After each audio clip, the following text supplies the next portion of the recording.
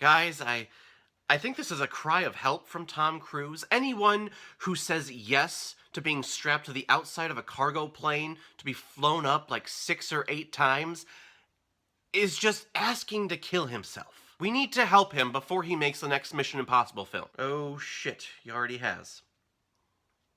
Oh well.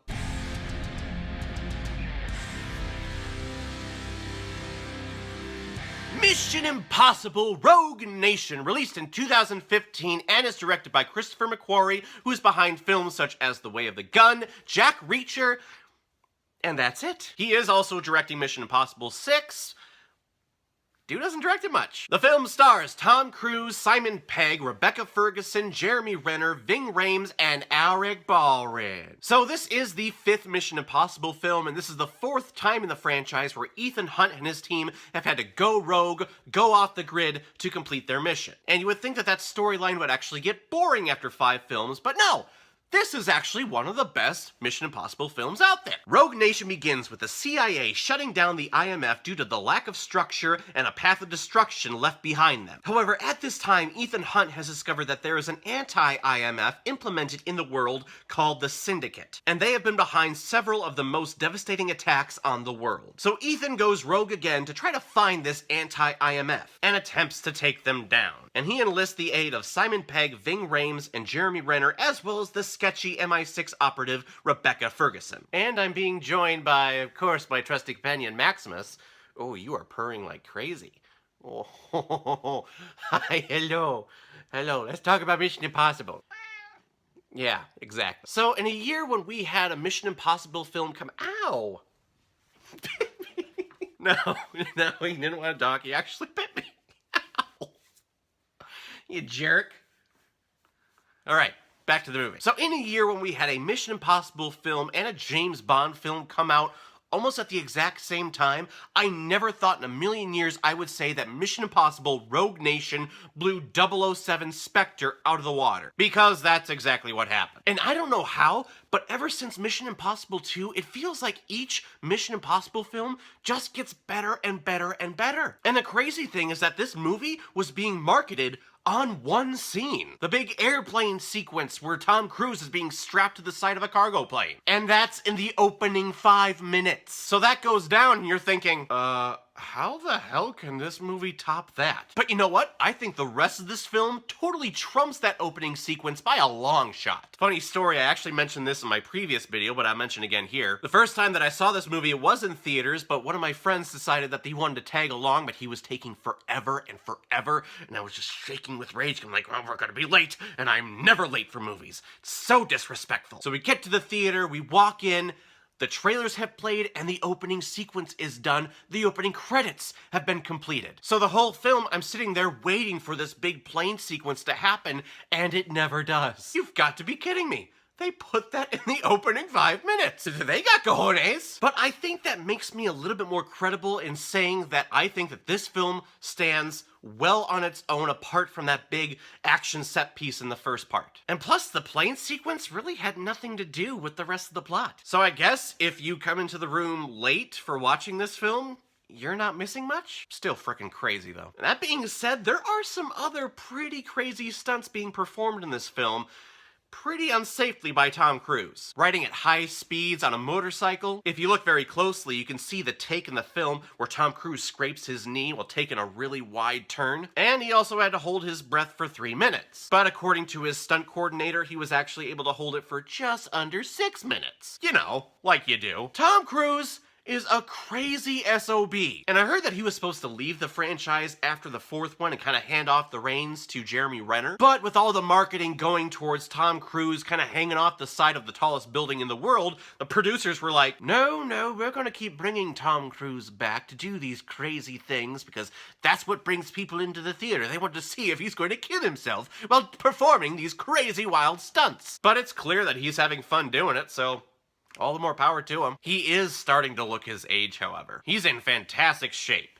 Absolutely. But his face is getting more wrinkly, So it makes you wonder how many more Mission Impossible films is he going to be doing. Simon Pegg is a great foil for Tom Cruise ever since he joined the franchise back in Mission Impossible 3, and he continues to do it here. They do give him a lot more to do in this film, which I like. And I love Jeremy Renner in this film. He serves as the representative of the IMF to the government and to the CIA, and he has a lot of great little quips that just provides a great levity for this film. Alec Baldwin is Alec Baldwin in this film, but, you know, it doesn't bother me. But the shining star of this film is Rebecca Ferguson. Where the hell did she come from? The only thing major I see that she did prior to this film was that Dwayne Johnson Hercules movie, which I have not seen. But oh my god, she is wonderful here. Her character is an MI6 operative who goes deep undercover of the syndicate. And you're constantly questioning yourself back and forth if she's with the government or if she's with the syndicate now, back and forth, back and forth. But she is super charming, she's very suave, she's gorgeous as hell, and she kicks a ton of ass. I loved every moment that she was on screen. She had this really cool, like, Black Widow move that she kept going back to. She would get her opponent in, like, a head scissors leg lock, get up under their shoulders, then stab him in the back of the neck. It's just super cool. I love her in this movie, and she's supposed to be in the next one, so all I can say is, gosh, I want more. In terms of the production, this is a very clean and well-choreographed action movie. The plane stunt looked phenomenal. The motorcycle chase had some really intense moments, particularly from the point of view of Ethan Hunt on the motorcycle. Yeah, at certain points, the camera lens was actually Ethan Hunt's helmet, which was a little nerve-wracking. And there was a nice little fight scene on the catwalks of an opera house during a performance of Turandot, which was actually giving me the most anxiety in this film because you have these two big guys just hanging off the railings, and I'm just thinking, please don't fall. Please don't disturb the performance. I've been to productions too where maybe a light gel or maybe there's a bug by a light and it's just falling down onto the stage and you're just watching it the entire time. And you're thinking, oh no, this is kind of ruining it. And of course, they play up the Nessu Dorma piece from the opera. You know what piece I'm talking about.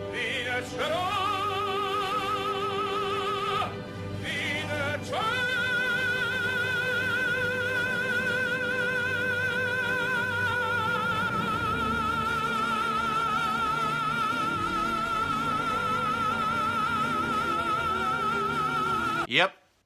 That one. They're supposed to shoot this high-ranking official ambassador dude when the guy hits the high note, so, you know, playing up that song again. But it made for a great scene. So in the end, Mission Impossible Rogue Nation is again a wonderful addition to the Mission Impossible franchise, which is just so surprising because how many good fifth films of a franchise are there? Not many. Great performances, great stunts, and an awesome introduction of Rebecca Ferguson. I want more of her. I want more of everything. I'm not sure if I would put this one above Ghost Protocol, but gosh, it is right there. So I'm gonna give Mission Impossible Rogue Nation 4.5 out of 5 Blu-rays. I think I see blue. He looks glorious. And we'll see in Mission Impossible 6 if Henry Cavill's mustache was worth it. Alright everyone, now comes my favorite part in my videos where I randomly select which movie I'm watching next. Let's take a look.